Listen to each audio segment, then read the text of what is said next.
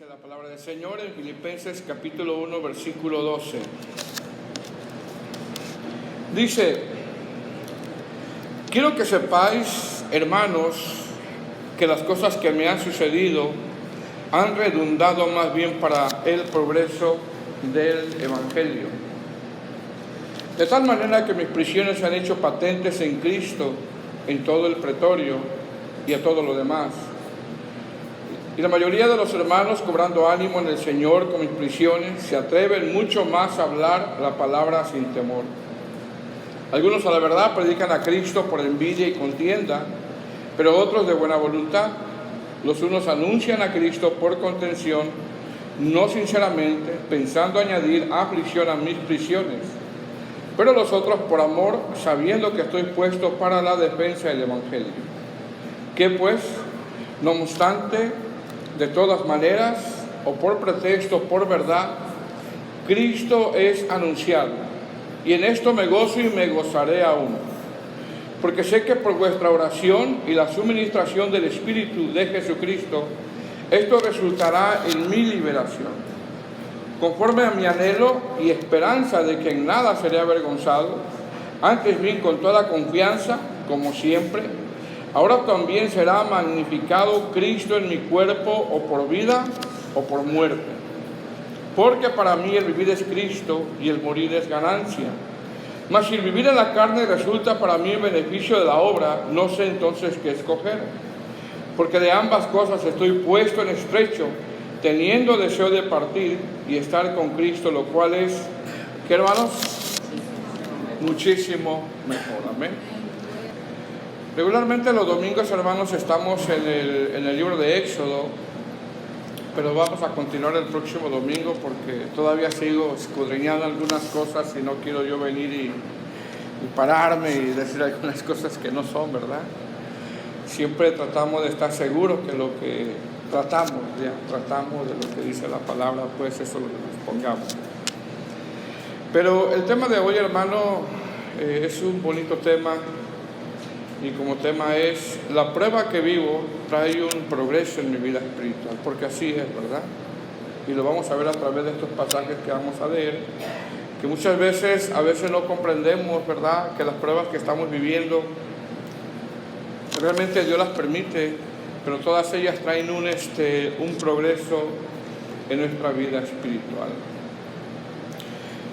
La carta de los Filipenses, hermano, es una de las cartas llamadas las cartas desde la prisión, así se le llama. Esta carta se cree que se escribió en el año 60-62, donde Pablo está en prisión, en Roma. Recordemos que en Romanos, dije que ya no iba a hablar de Romanos, ¿verdad?, pero está en el contexto. Recordemos que en Romanos él quiere ir a Roma, cuando escribe Romanos, y sí va a Roma, pero cuando llega a Roma él llega prisionero. Entonces, esta carta de los Filipenses, repito, le llaman las cartas desde la prisión, y se cree que se escribió en el año 60-62. El propósito de la carta de los Filipenses, puede haber más, pero yo encontré dos, y uno de ellos es agradecer una ofrenda que le habían mandado a Pablo por medio de Epafrodito, es lo que acabo de leer yo, ¿verdad?, de Epafrodito, debido a la situación que estaba atravesando. Eso está en Filipenses capítulo 4 del 10 al 18.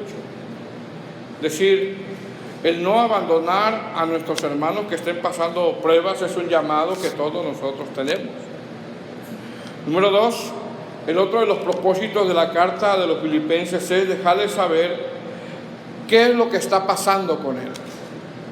Ese es el propósito. Les escribe porque quiere dejarles saber qué está pasando con él, qué es lo que ha sucedido, y lo que le va a explicar es que Dios todo esto lo ha permitido, el que él esté en prisión. Y esto ha ocasionado que el Evangelio, en vez de que se detenga, progrese, y eso es lo que le trae gozo a él. La carta de los Filipenses también algunos comentaristas le llaman la carta del gozo. Muchos de ellos le llaman, algunos eruditos, comentaristas, cuando hablan de la carta de los Filipenses le llaman la carta del gozo. Si en alguna vez usted se siente triste o desanimado, pues lea la carta de los Filipenses, porque ahí aparece la palabra gozo 16 veces. Aunque él está en prisión, ahí aparece en esa carta la palabra gozo 16 veces. Filipenses 1:4 dice: siempre en todas mis oraciones rogando con gozo por todos vosotros. Filipenses 1:18 dice: que pues, que no obstante de todas maneras, o por pretexto o por verdad, Cristo es anunciado, y en esto me gozo y me gozaré aún. Filipenses 1:25: confiado en esto, sé que quedaré, que aún permaneceré con todos vosotros para nuestro provecho y gozo en la fe. Filipenses 2:2: completad mi gozo. Filipenses 2:17: y aunque sea derramado en libación sobre el sacrificio, está hablando quizá de su muerte, y servicio de vuestra fe, me gozo y regocijo con todos vosotros. Filipenses 2:18: y asimismo gozaos y regocijaos también vosotros conmigo. Filipenses 2:28: así que le envío con mayor solicitud para que al verle de nuevo os gocéis. Filipenses 2:29: recibidle pues en el Señor con todo gozo. Filipenses 3:1: por lo demás, hermanos míos, gozaos en el Señor. Filipenses 4:1: así que, hermanos míos amados, deseados gozo y corona mía. Filipenses 4:4: regocijaos en el Señor. Otra vez digo, regocijaos. Y Filipenses 4:10 dice: en gran manera me gocé en el Señor de que ya al fin habéis revivido vuestro cuidado de mí. Aparece 16 veces la palabra gozo estando él en prisión. ¿Qué vemos aquí, hermano? Vemos que Pablo ya ha superado todas las inmadureces que se viven en la vida cristiana. Ya lo ha superado. Vemos que Pablo ya es un hombre maduro, ya está listo, en el caso si él ya parte con el Señor. Y vemos que él descansa en la soberanía de Dios. ¿Por qué? Porque él está en prisión. Pablo está con gozo, pero su gozo, hermano, no proviene de las circunstancias que él vive, porque nuestro gozo no debe de provenir de las circunstancias que vivimos, o de las cosas que pasamos, o de los convivios que tenemos, aunque sí hay gozo. Sin embargo, su gozo proviene de su relación con Dios, de su unión con Cristo. De ahí proviene su gozo. Entonces, la carta de los Filipenses es una carta que Pablo escribe desde la prisión, y no lo vemos, hermanos, renegando, no lo vemos echándole la culpa a los hermanos, porque ya leímos algunos textos de la carta donde habla que él tiene gozo, y no lo vemos renegando, no lo vemos echándole la culpa a los hermanos, no lo vemos actuando como alguien inmaduro por su situación. Al contrario, él sabe que si Dios permite, él puede morir. Él lo sabe. Y como él sabe que él puede morir, él expresa: porque para mí el vivir es Cristo y el morir es ganancia. Es decir, desde ese sentido vemos que un cristiano, cuando va a morir, un cristiano maduro, porque todos vamos a morir, hermanos. A ver, ¿verdad? ¿Sí o no? Desde ese sentido vemos que cuando un cristiano va a morir y sabe que está en Cristo, repito, porque todos vamos a morir, usted va a morir. Quizá va a decir: muérase usted primero, Bueno, la noticia que le tengo es que si yo me muero primero, usted también se va a morir. Usted no se va a escapar. ¿Cierto? Vemos que ese cristiano sabe que lo único que le puede causar la muerte es llevarlo a Cristo. Es lo único que la muerte nos puede causar, llevarnos a Cristo. Porque la pregunta es: ¿qué nos puede hacer la muerte, hermano? Pues es precisamente eso: llevarnos a Cristo. Por ejemplo, cuando Daniel fue lanzado, porque usted va a mirar eso, cuando Daniel fue lanzado al pozo de los leones, cuando los 4 amigos de Daniel fueron lanzados al horno de fuego, cuando Esteban murió apedreado, y aún dentro de la historia de la iglesia, del cristianismo, por ejemplo, Policarpio, que fue un mártir, Juan Jos, un preformador de la iglesia, cuando murió en la hoguera, él prefirió morir, prefirió ser un mártir antes que negar a Cristo. ¿Por qué? Porque sabían que lo único que le puede causar la muerte a un cristiano es precisamente eso: llevarlo a Cristo. Amén. Ahora, en este pasaje, hermano, con el que comenzamos, del versículo 12, el apóstol Pablo está dejándole saber a los filipenses que las cosas que le han sucedido a él, en vez de que haya un retroceso en su vida espiritual, en vez de que haya un retroceso en su ministerio o en el ministerio, al contrario, todo ha redundado más bien para el progreso del Evangelio. Es decir, con esto entendemos que las pruebas que pasamos, Dios las permite. Dios las permite por algo, por un propósito. Y debemos de considerar que todo lo que vivimos, todo, hermano, lo que vivimos, tiene el propósito de que crezcamos. Si nosotros no asimilamos que todo lo que vivimos, las pruebas que pasamos, por difíciles que sean, si no las asimilamos que tienen un propósito de que crezcamos, entonces no hemos conocido entonces el Evangelio. Que el Señor nunca dijo que iba a ser fácil.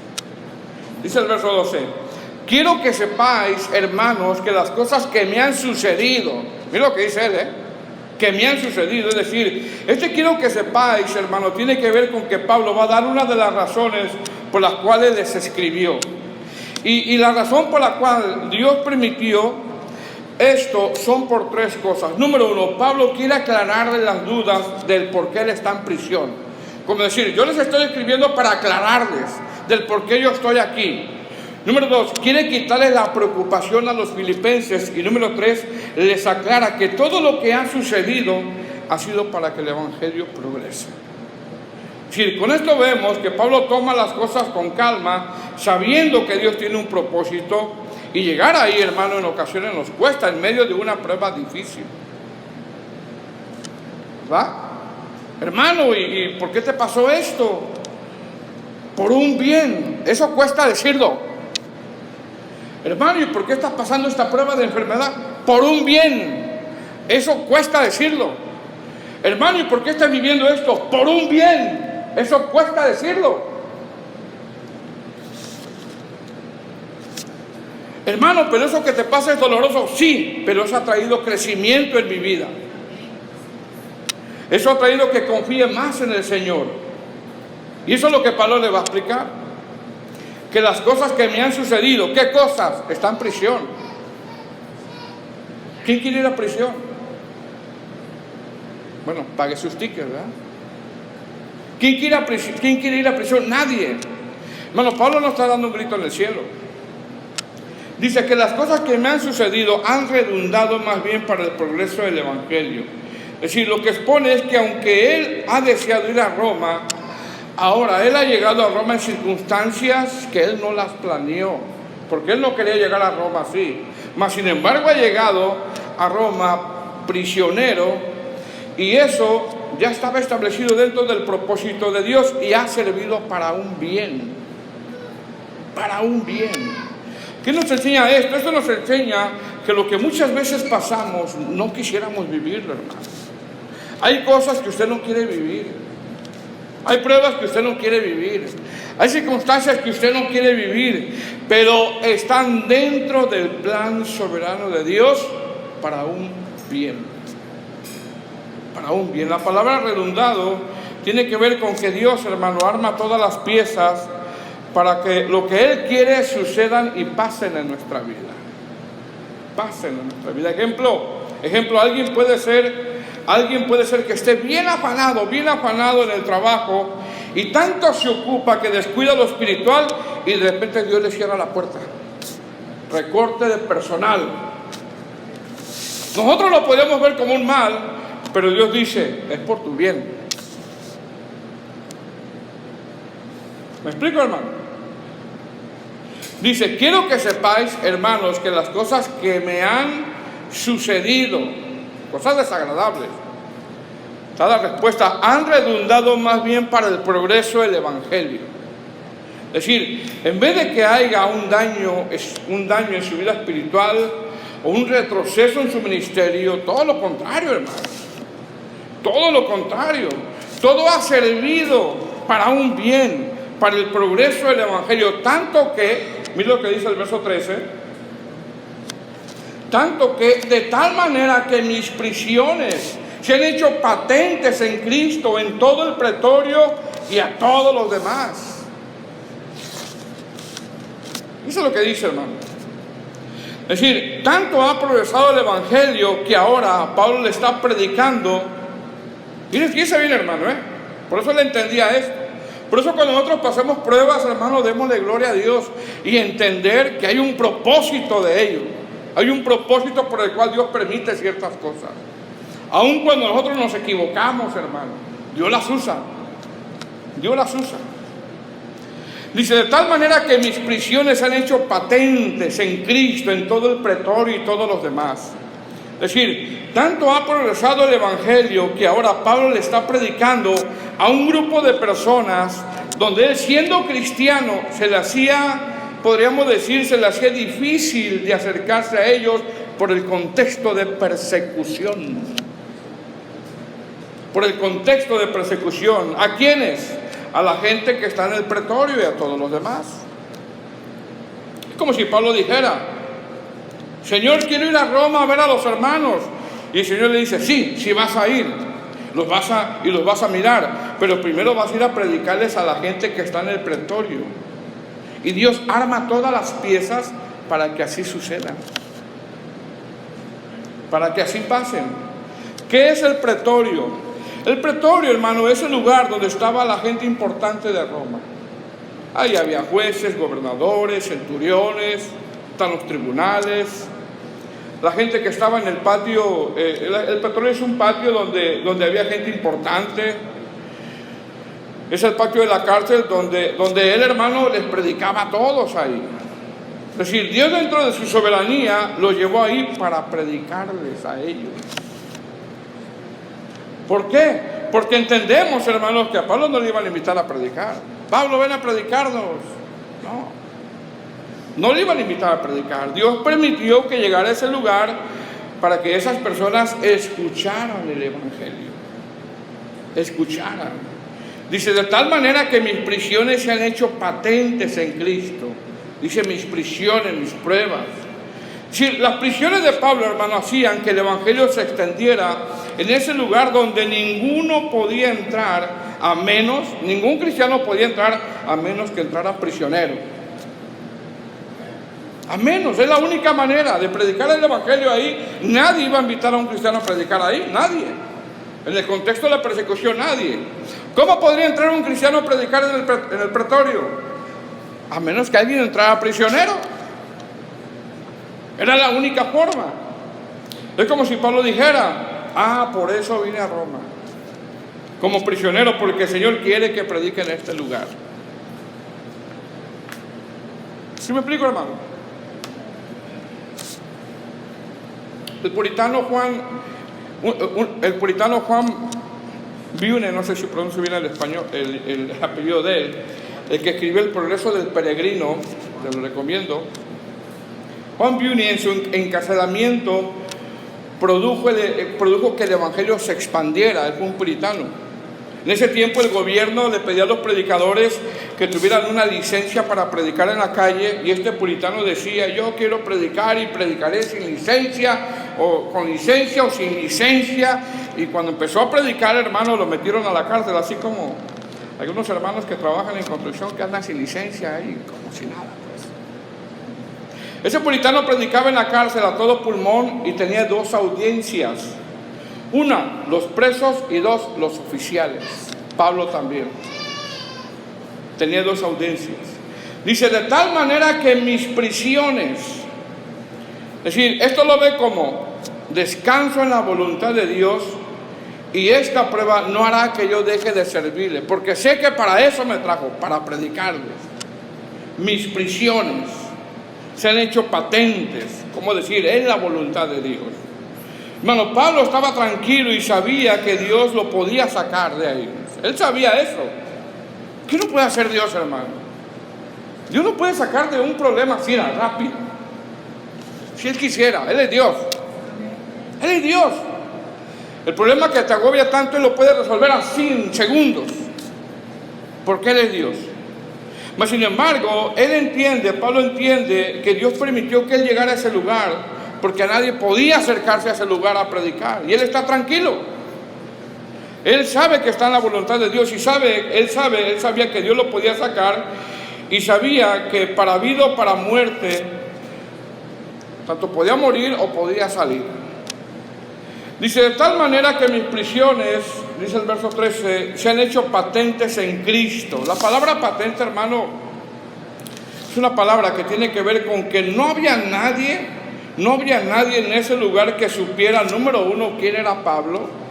Número dos, el por qué estaba preso. No estaba preso por ser un criminal, sino por predicar el evangelio.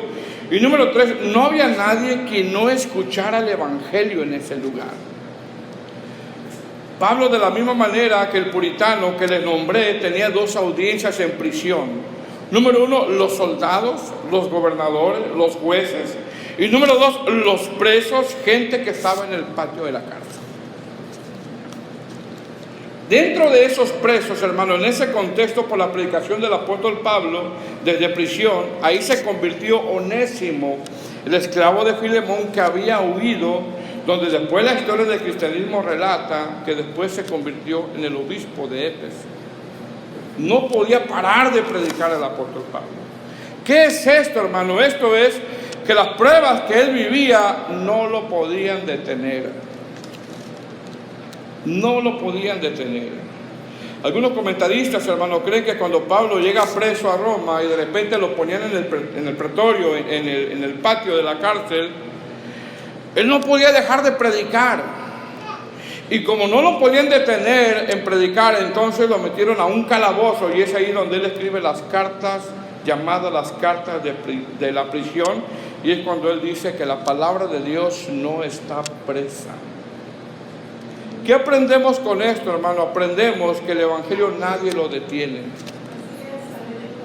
Nadie lo detiene. Aprendemos que Dios quiere fidelidad de nosotros y que a pesar de las pruebas que vivamos, sigamos, porque todo eso va a traer un progreso. Las pruebas que vives, las circunstancias que atraviesas, sigamos, porque todo va a traer un progreso. ¿Qué progreso? Bueno, que el evangelio se siga extendiendo, que sigamos creciendo y que Dios va a bendecir la obra de nuestras manos, porque era lo que estaba haciendo el Señor con el apóstol Pablo. Ahora, con esto nosotros vemos que por la situación del apóstol, que Dios permitió, el evangelio, hermano, siguió progresando y él siguió creciendo como cristiano. Y con esto surge una pregunta: ¿por qué él está ahí en prisión? Y él ya sabe por qué él está ahí. O yo sé que a ese lugar nadie puede entrar a predicar a menos de que alguien llegue preso. ¿Quién quisiera ser como Pablo, verdad? ¡Qué tremendo! Entonces con esto surge una pregunta. Él sabe eso, él sabe que el evangelio está progresando. ¿Qué pregunta? La pregunta es, hermano, ¿cuánto nos importa a nosotros como iglesia que el evangelio progrese? A ver, cada quien nos vamos a hacer esa pregunta. ¿Cuánto nos importa a nosotros, o nos interesa a nosotros como iglesia que el evangelio progrese? ¿Cuánto nos importa a nosotros que las almas reciban la palabra? ¿O cuánto oramos por las almas? ¿Sabe qué, hermano? Hemos perdido la pasión por los perdidos. Sabemos que nosotros no los podemos salvar, el que salva es Cristo, pero Él ha dado una orden: ir y predicar el evangelio. La pregunta es, hermano, ¿de verdad nos importa? Porque en el día de evangelismo nada más venimos como 5 o 6.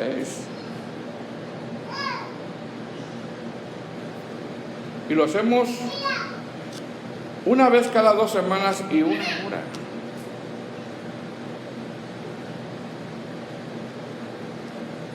Amén.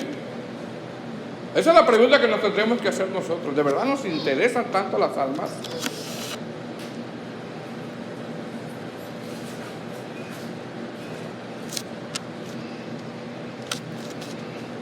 Algunos comentaristas, hermanos, exponen, fíjese bien, que la guardia pretoriana no era cualquier guardia. Tenemos que tener el contexto de lo que está pasando. Él está ahí, Dios lo permitió, porque nadie puede ir a predicar ahí a menos que llegue preso. Entonces algunos comentaristas exponen que la guardia pretoriana no era cualquier guardia. La guardia pretoriana lo formaban soldados de élite, gente de alto rango, gente preparada, gente estudiada, gente importante.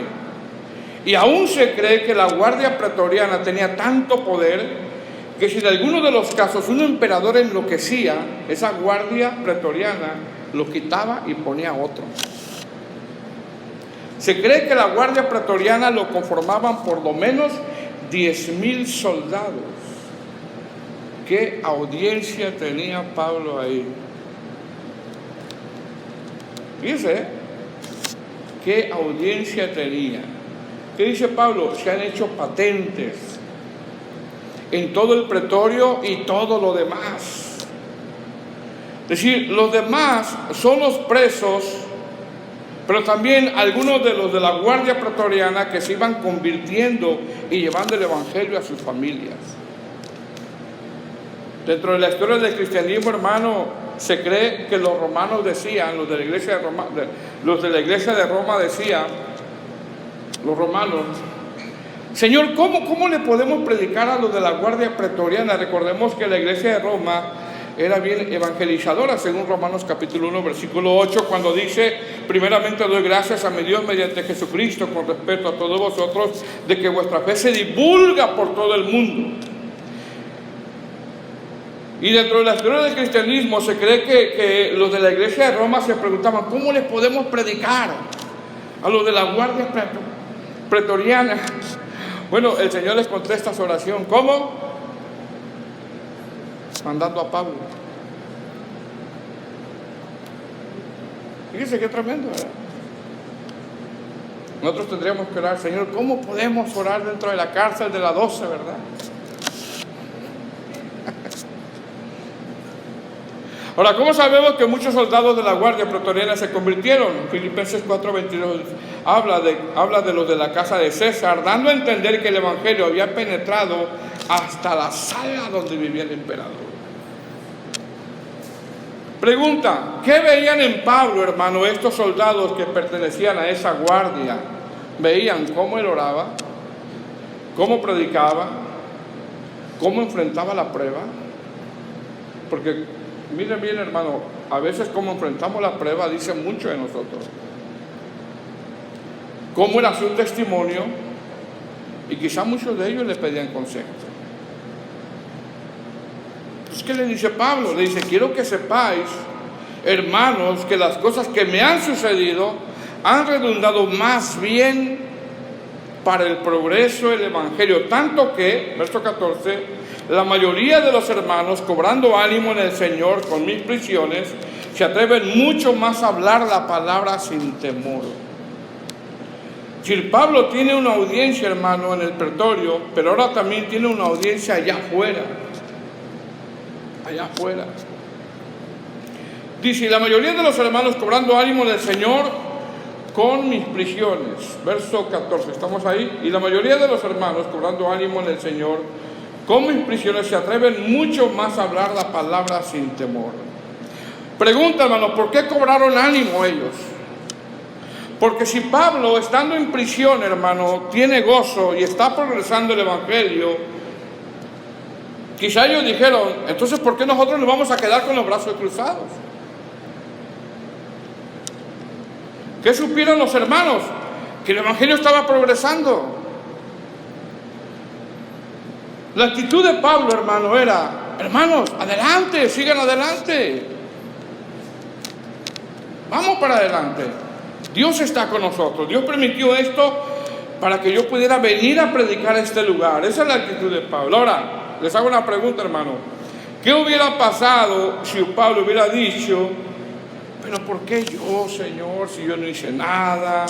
¿Por qué? ¿Por qué no hay Meneo? ¿Por qué no hay Fileto? Todo deprimido, con depresión, renegando.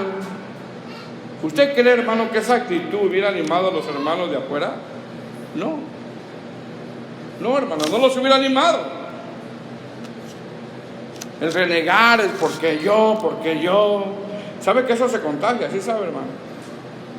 Eso se contagia al que escucha.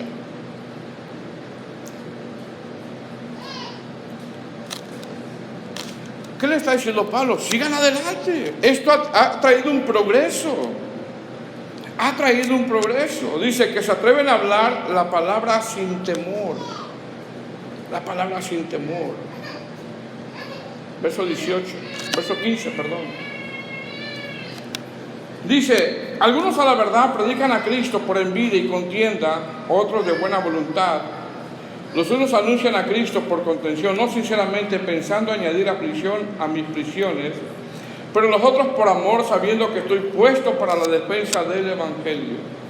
¿Qué pues? Que no obstante, de todas maneras, o por pretexto, o verdad, Cristo es anunciado. ¿Y en esto qué? Me gozo y me gozaré aún. Amén. Ahora, la gente, hermano, empieza a cobrar ánimo. Pero dentro, la gente de afuera empieza a cobrar ánimo. Pero esa gente de afuera, hermano, había dos grupos. Número uno, había los que predicaban por motivos sinceros, pero había otros que predicaban por motivos no sinceros, y eso siempre va a existir. Eso siempre va a existir. Va a haber gente que va a predicar por motivos sinceros de que aman al Señor, pero siempre van a existir gente que va a predicar por motivos que no son sinceros.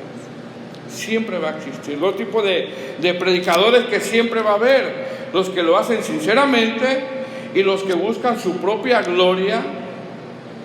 Y ahí depende a quién usted le ponga like, ¿verdad? Ahí depende. Dice, algunos a la verdad predican a Cristo por envidia o contienda, pero otros de buena voluntad. La palabra contienda que usa el apóstol tiene que ver con como cuando hay una contienda electoral, que el que habla mejor gana seguidores. Gana seguidores. Es decir, Pablo está en prisión y lo que él dice que estos predicadores lo que quieren es ganar adeptos.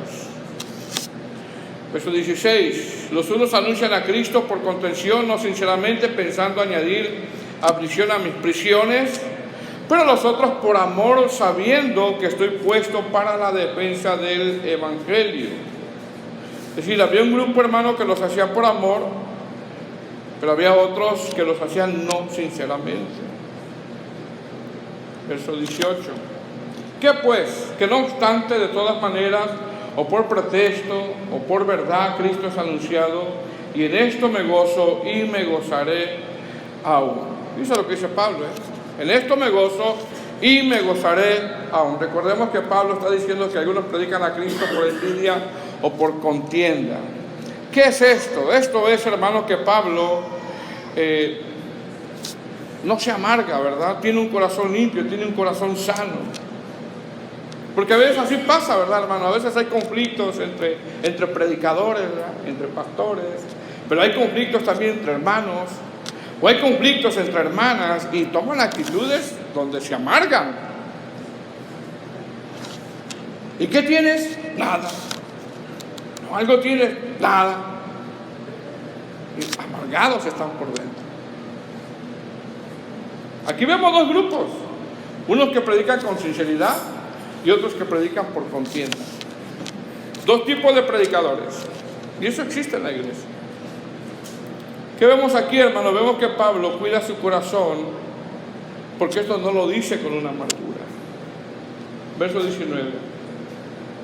Porque sé que por vuestra oración, fíjese, él pide que oren, y la suministración del Espíritu de Jesucristo, esto resultará en mi liberación, conforme a mi anhelo y esperanza de que nada seré avergonzado, antes bien con toda confianza, como siempre ahora también será magnificado Cristo en mi cuerpo. ¿Cómo dice, hermanos? O por vida o por muerte. Es decir, él estaba dispuesto a lo que sea. Él estaba dispuesto a lo que sea. Versículo 21. Porque para mí, ¿qué dice, hermanos? El vivir es Cristo y el morir es ganancia. Amén. ¿Qué está diciendo Pablo ahí? Porque para mí el vivir es Cristo. Lo que está diciendo es que desde que él tuvo su conversión, todo es Cristo para él. Su vida giraba alrededor de Cristo. Pregunta, ¿de dónde sale ese valor, hermano? Al decir el morir es ganancia. ¿Quién puede decir el morir es ganancia?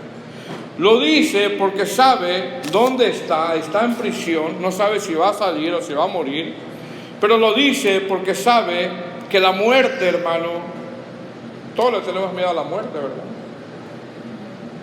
de repente.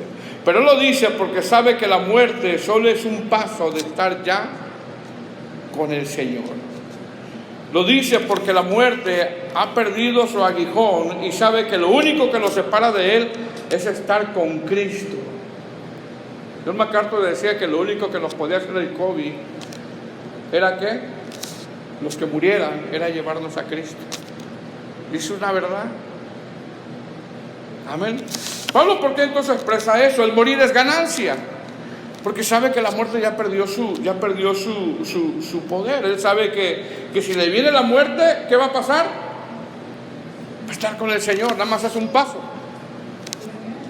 En 1 Corintios, cuando Pablo habla del aguijón de la muerte de una forma metafórica, y le hace como una pregunta retórica a la muerte, o una retórica y algo poético, le dice, ¿dónde está muerte tu aguijón? ¿Dónde? Le dice. Es decir, esto es como que si él le hablara de una forma metafórica, como un ejemplo, es como si él hablara a una abeja, hermano, o algo que lo anda persiguiendo, pero ya la abeja no tiene aguijón. Algo así parecido. Pregunta, ¿qué te puede hacer una abeja sin aguijón? Llega y le pica a un hermano y luego te anda correteando y tú andas corriendo para todos lados, pero ya anda sin aguijón la abeja. ¿Qué te puede hacer? Bueno, yo sé que hay hermanos que hasta por una hormiga corren, ¿verdad? Pegan la carrera, pero ¿qué te puede hacer? Mire con qué seguridad lo dice Pablo, ¿verdad? Para mí el vivir es Cristo y el morir es ganancia. ¿Con qué seguridad? Él está en prisión. Él sabe que Dios permitió que estuviera en ese lugar. Repito, ¿por qué? Porque a él no lo iban a invitar a predicar ahí, los del pretorio. Repito, se cree que había cerca de 10,000 soldados ahí. Gente de élite, gente preparada, gente estudiada. Ven a predicarnos, Pablo, ¿no? Repito, y la historia del cristianismo creen que oraban, Señor, ¿cómo le podemos predicar a esa gente si nos anda persiguiendo? Ok, les voy a mandar a Pablo, porque él no para de predicar. Tiene amor por las almas.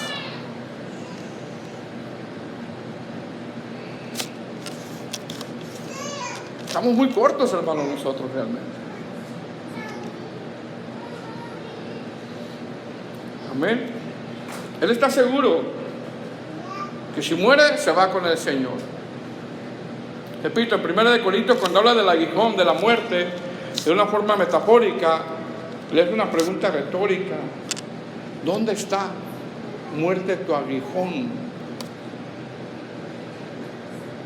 Repito, esto lo habla como cuando un animal, ejemplo una abeja o algo, te anda persiguiendo y tú andas corriendo, pero ya no tiene aguijón. Pues ¿qué te puede hacer? Nada. ¿Por qué? Porque lo único que puede hacer la muerte es llevarnos a Cristo. Dice verso 22. Mas si el vivir en la carne, vamos a ir, hermanos. Mas si el vivir en la carne resulta para mí en beneficio de la obra, no sé entonces qué escoger. Es lo que dice. La palabra beneficio, hermano, en griego tiene que ver con fructífero. Él está diciendo, ok, si yo voy a ser fructífero en la obra, si yo voy a ser de bendición en la obra, si yo voy a seguir sirviendo en la obra, entonces me quedo. Pero si no, mejor me voy. Si voy a ser de piedra de tropiezo, si voy a ser estorbo, si no voy a ser de bendición, entonces ¿qué hago aquí?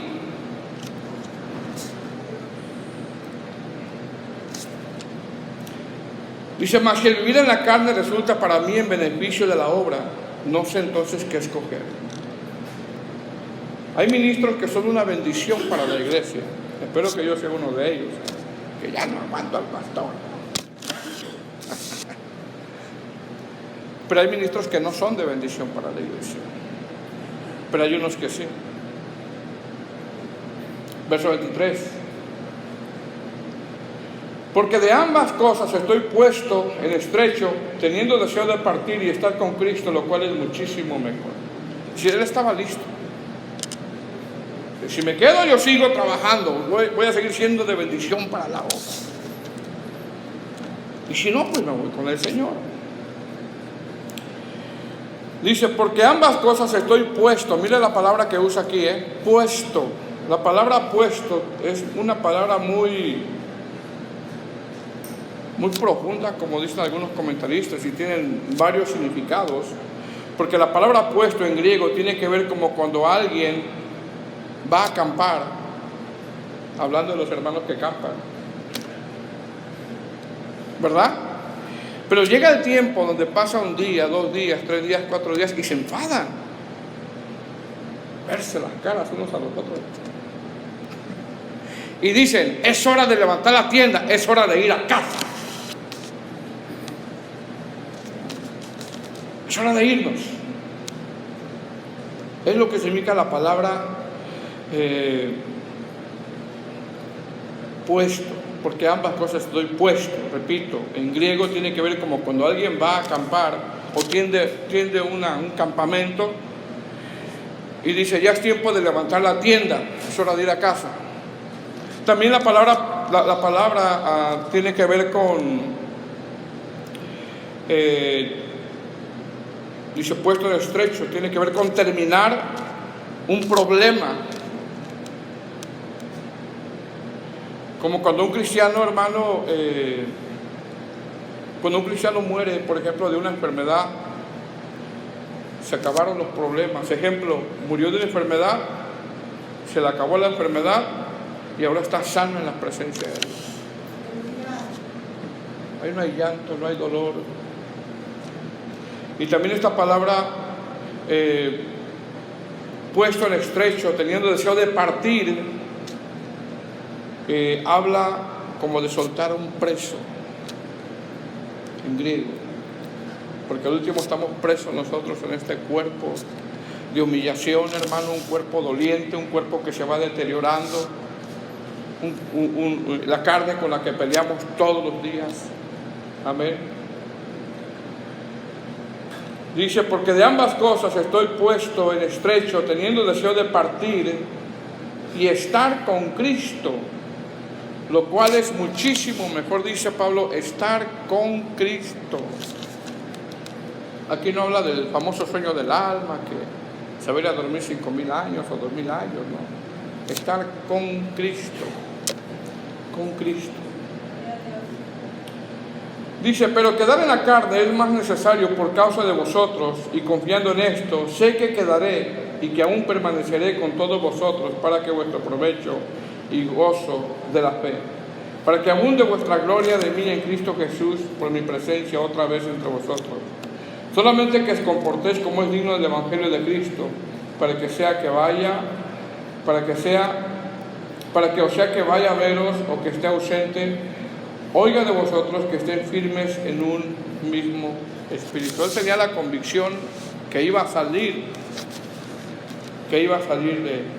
de prisión. Algunos comentaristas creen que él salió, otros creen que no. Es así, ¿verdad? Pero lo que vemos aquí, hermanos, es que